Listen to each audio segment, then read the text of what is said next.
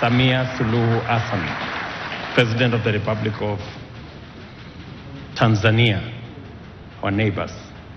Karibu sana, Mheshimiwa.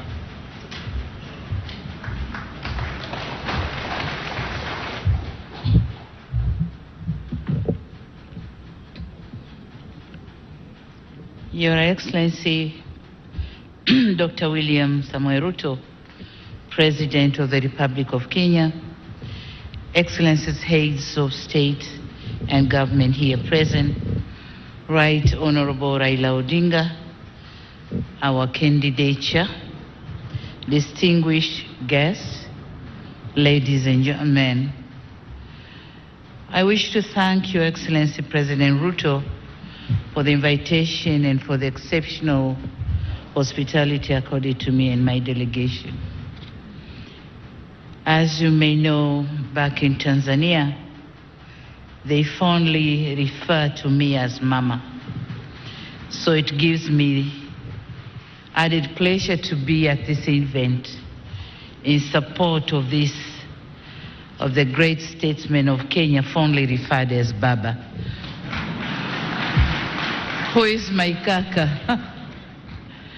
Excellencies, when we were establishing the African Union in 2002, Africa recalled the heroic struggle waged by its people and respective countries for political independence, human dignity, and economic emancipation. This collective recollection of the sacrifices by our forefathers remains the bedrock of which rests our shared ambition of the African Union. It is heartening to see the progress made by the AU since then, including advances in implementing Agenda 2063, rolling out of the African Continental Free Trade Area to enhance intra-African trade, and our Union's achievement of G20 membership, marking a significant step in Africa's global representation.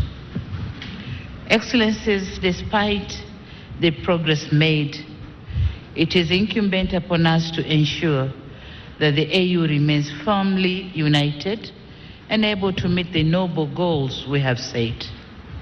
In doing so, a number of aspects must be addressed. Topmost is completing the institutional reforms aimed at enhancing accountability.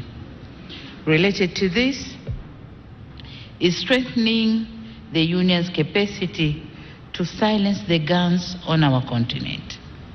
In the same vein, the AU needs to drive Africa's development agenda by ensuring realization of its infrastructure development plans and connectivity. Globally, we must ensure that our voice, Africa's voice, heard loud and clear in global conversations. From climate change to a just energy transition, from development cooperation to fair trade, and from development of international law on artificial intelligence to global governance. It is with all this in mind that the government of the United Republic of Tanzania endorses the candidature of Right Honorable